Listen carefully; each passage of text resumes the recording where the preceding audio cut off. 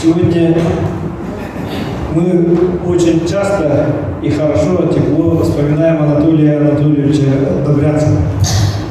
Действительно, потому что вот было сказано, что ямщикская культура, она сейчас по всей России получила известность, и обретает какую-то связность и ясность, и имеет большой шанс остаться в будущем и сохраниться, и даже развиваться.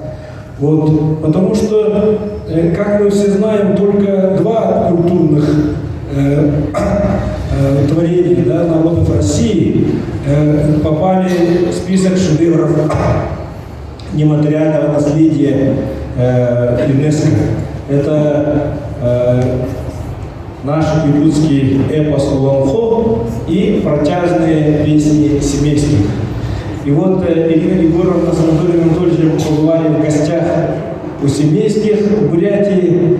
И они сказали, что оказывается, что предки семейских были пойманы на территории Речи Посполитой и высланы в Забайкалье. В середине конце 18 века, и в это же время предки наших ямщиков тоже были по просьбе хангаласских князей посланы на помощь якутскому народу для службы на вновь создаваемом тракте. И оказывается, они сохранили один и тот же пласт песенной культуры. Просто как Ирина Егоровна говорит, у них мелодика песен немного другая, то есть они чуть-чуть по-другому поют, потому что песни более 300 лет тому назад разошлись в пути дороги, представители русского народа.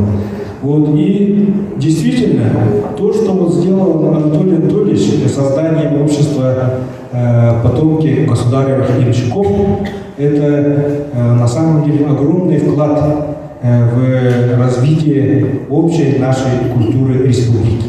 И в этой же связи стоит огромный титанический труд нашего Павла Николаевича Харитонова. И благодаря, уже сказали, поддержке Анатолия Анатольевича, этот титанический труд был завершен.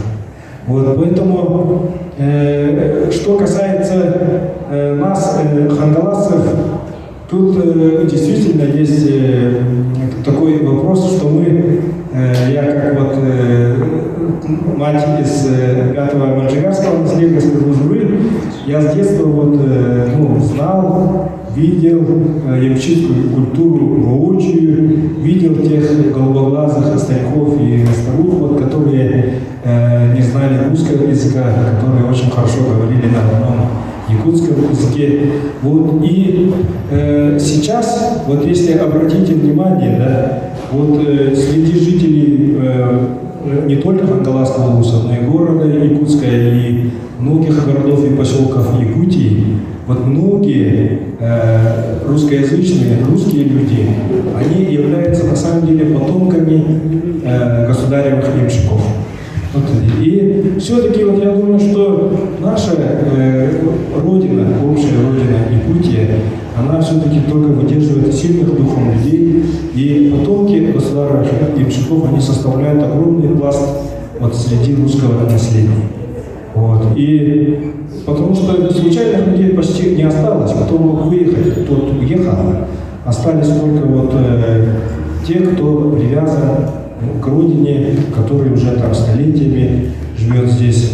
И когда, помните, Елена Масюк приезжала, снимала передачу «Белое безмолвие», мы встречали ее в Актенцах, и Анатолий Анатольевич исполнял песню на якутском языке перед Еленой Масюк, но она, конечно, не включила эту песню в передачу, потому что она не подходила под смысл. И я такой говорю Елене, Анатолий Анатольевич, 13-е поколение живет здесь. Анатолий сказал, 14-е. То есть он четко. И хочу поздравить Павла Николаевича с завершением Вот это действительно эпопея, 20 лет написания и всего 35 лет работы над этим четырехтомником.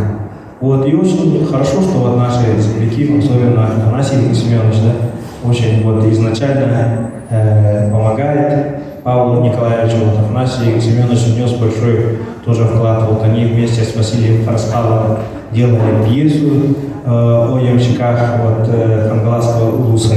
То есть вот тема вот, ямщиков Хангаласа, ямщиков Якутии в целом, да, она уже прочно вошла в якутскую литературу, заняла там свое большое место.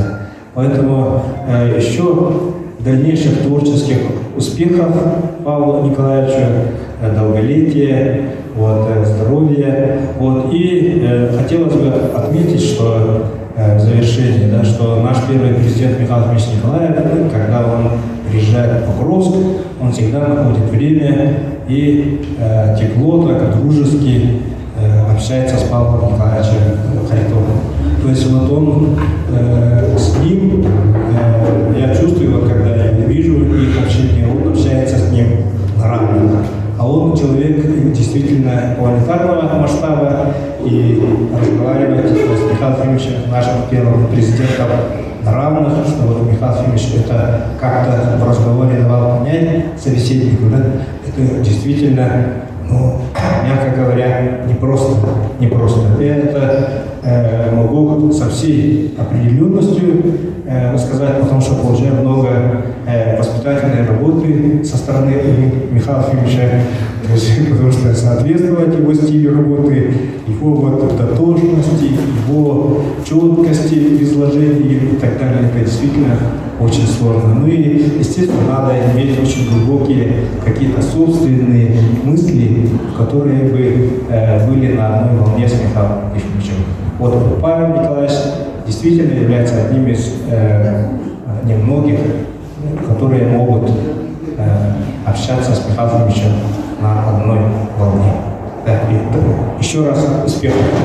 Спасибо.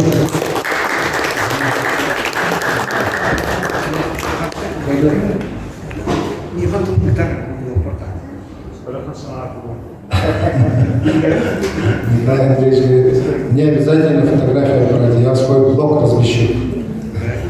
Хорошо, у него сколько подписчиков уже?